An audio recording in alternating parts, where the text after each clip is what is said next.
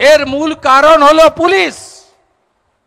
Police বাবা পার করেগা। Police নেই তো এদের পিঠের চামড়া বিজেপি কে করতে হবে না, আইএসএফ আগে এদের চামড়া পিটিয়ে তুলে দেবে। এদের সামনে পুলিশ দাঁড়িয়ে থাকে লাইন করে, এরা পিছনে দাঁড়ায়, সামনে পুলিশ দাঁড়ায়। আর এরা দুটি একটি চ্যানেল আছে, ওদের আগে থেকে বলে রাখে, তারা ছবি করে আর এরা হো হো হো হো করে। চোরেদের গলার আওয়াজ একটু বেশি, তারা আওয়াজ দেয় আর ছবি তুলে ছাড়ে যে বিক্ষোভের মুখে শুভেন্দু অধিকারী। আমি কেন্দ্রীয় নিরাপত্তায় আমার যারা আছেন তাদেরকে বললাম, আপনারা একটু আগে হাঁটতে হাঁটতে চলুন না। যেই এরা হাঁটা শুরু করেছে, সব পয়াকারে পা, ধরম বাপ রক্ষা করো। কি করে সোজা করতে হয় আমি জানি,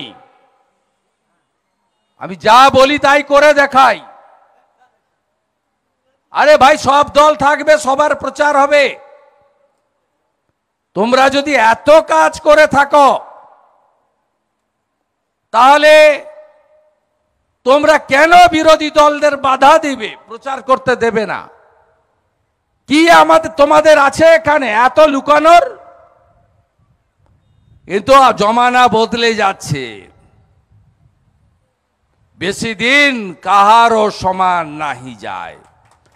আজকে যে রাজাধিরাজ, কাল সে ভিক্ষা চায়।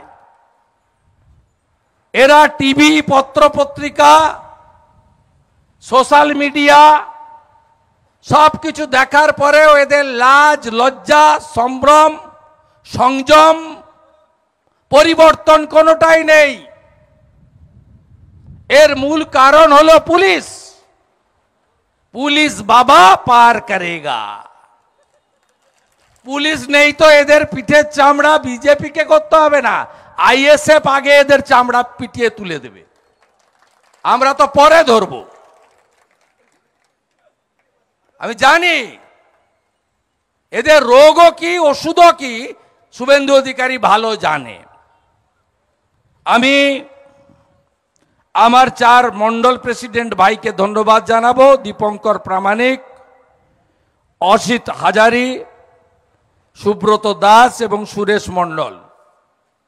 ভাইরা কঠিন অবস্থার মধ্যে আপনারা আছেন। 21 সালের পর থেকে আপনারা এই সভা অর্গানাইজ করেছেন। আমাকে, প্রার্থীকে, জেলা সভাপতিকে 2-4 কথা বলার সুযোগ করে দিয়েছেন। আমি আপনাদের সাহসিকতাকে অন্তর থেকে ধন্যবাদ জানাই, পাশে থাকার অঙ্গীকার করি।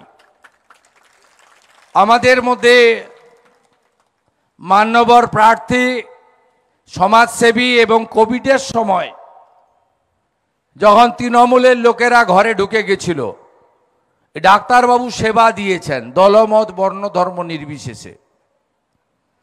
গতবারে লড়েছিলেন 5 বছর সমস্ত দলের এবং সামাজিক কর্মসূচিতে। ইনাকে সবাই পেয়েছে। ডাক্তার অশোক কান্ডারি ইভিএম এ 1 নম্বর বোতাম টিপে তাকে জেতাবেন। তিনি আমাদের মধ্যে আছেন। আজ সকালে তিনি কাকদ্বীপে নরেন্দ্র মোদীজির আশীর্বাদও পেয়েছেন। তাকে ধন্যবাদ এবং আগাম শুভেচ্ছা। ভাই উৎপল নস্কর আমাদের জেলার তরুণ সভাপতি, তার ইচ্ছাতে আমি এই কর্মসূচিতে এসেছি। আজকে জয়নগরে বহু জায়গায় আমার যাওয়ার কথা ছিল।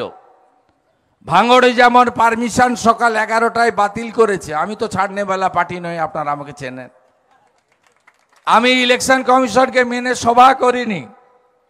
দোকানে সাংবাদিক সম্মেলন করে আমার কথা গোটা রাজ্যের মানুষ শুনে ফেলেছে। যখন ফেসবুক লাইভ হচ্ছিল ওখান থেকে 40,000 ভিউয়ার ছিল। এর বাইরেও মেনস্ট্রিম মিডিয়া যারা, আলাদা করে নাম বলছি না, ইলেকট্রনিক্স মিডিয়া, তারা প্রত্যেকেই আমার বক্তব্য ভাঙড় থেকে শুনিয়েছেন এবং মমতা ব্যানার্জির এক ঝুড়ি লোক নিয়ে প্রধানমন্ত্রীকে কাউন্টার করতে যাওয়া ফ্লপ শো কলকাতাতে সেটাও দেখিয়েছেন।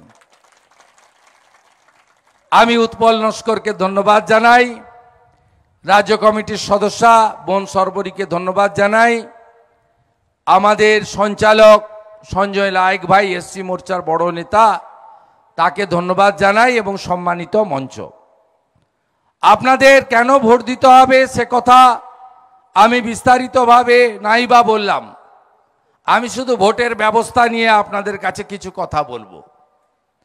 আগামীকাল সন্ধ্যা 6টায় প্রচার শেষ হয়ে যাবে।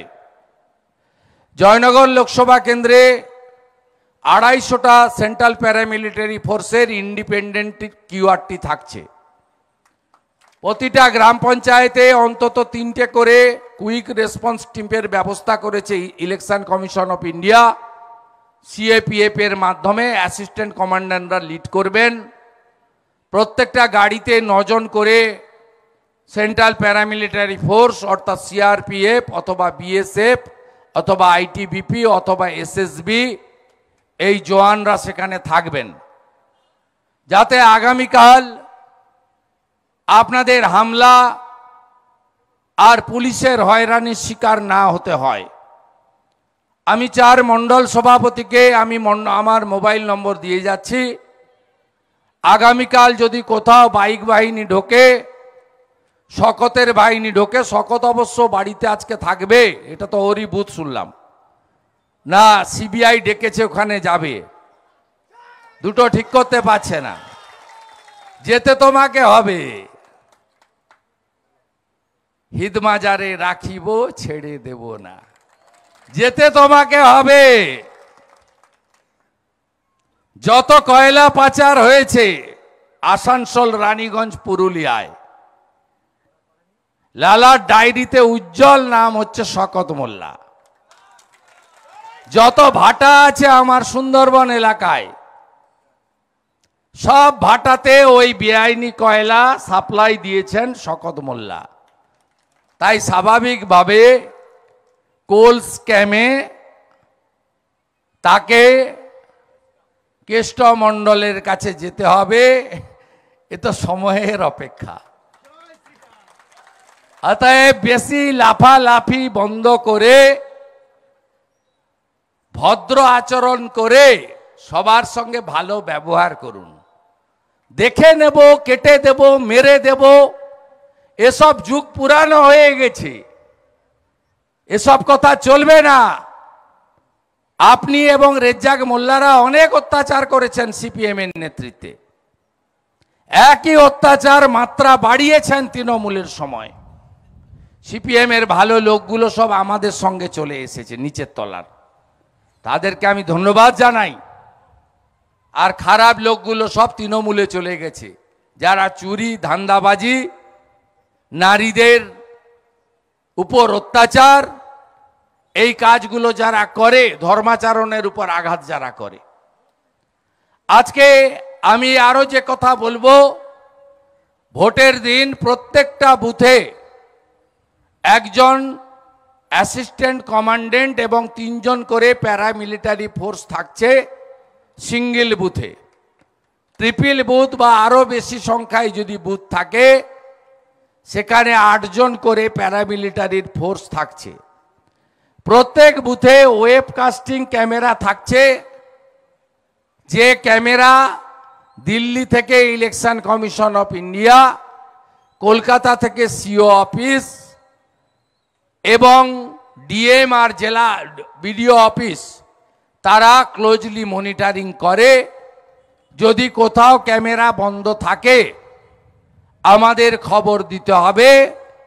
আমরা 6ষ্ঠ দফার ভোটে সকালবেলায় 474টা ক্যামেরা বন্ধ ছিল, 1 ঘন্টার মধ্যে চালু করিয়ে চোরেদেরকে ছাপ্পা মারতে কোথাও দিইনি। আমরা সজাগ থাকব। আপনারা যেখানে এজেন্ট থাকবেন আপনারা তো জানাবেন। তার বাইরেও পোলিং পার্টিতে সংগ্রামী যৌথ মঞ্চের যারা আছেন তারাও আমাদেরকে ভিতর থেকে তথ্য পাঠান এবং আগামী শেষ দফাতেও পাঠাবেন। আমরা ভোর 5টা থেকে মেশিন সিল হয়ে স্ট্রং রুমে না যাওয়া পর্যন্ত চৌকিদারের কাজ করব এবং তৃণমূলকে ভোট লুট করতে দেব না, দেব না, দেব না। আপনাদের কোনো পাড়ায় ঢুকে যদি আই কার্ড দিতে চায়, কেড়ে নিতে চায়, দয়া করে আই কার্ড দেবেন না। যদি আই কার্ড জোর করে নিয়ে নেয়, আপনারা আমাদের জানাবেন, আমরা থানায় সাথে সাথে মেলে জিডি করে বিকল্প ব্যবস্থা করব। আমরা পঞ্চম এবং ষষ্ঠ দফাতে বিকল্প ব্যবস্থা করে অনেককে আমরা সহযোগিতা করেছি। যদি কোনো পাড়ায় গ্রামে আপনি দেখেন মস্তানরা রাস্তার মাঝখানে দাঁড়িয়ে আপনাকে ভোট দিতে আসতে বাধা দিচ্ছে, আপনি গ্রামের নাম, পাড়ার নাম, পোলিং স্টেশনের নাম দিয়ে আমাদের জানালে মণ্ডল সভাপতিরা একটু অ্যাক্টিভ থাকবেন, শক্তি কেন্দ্র প্রমুখরা একটু অ্যাক্টিভ থাকবেন, তাহলে আমরা সাথে সাথে ওখানে সেন্ট্রাল প্যারামিলিটারি ফোর্স পাঠিয়ে আপনাদের ভোটদানের ব্যবস্থা করব। আমাদের পঞ্চম দফাতে হাওড়ার লিলুয়াতে হাই রাইজে তালা লাগিয়েছিল, আমরা তালা ভাঙিয়ে ভোটার বের করেছি।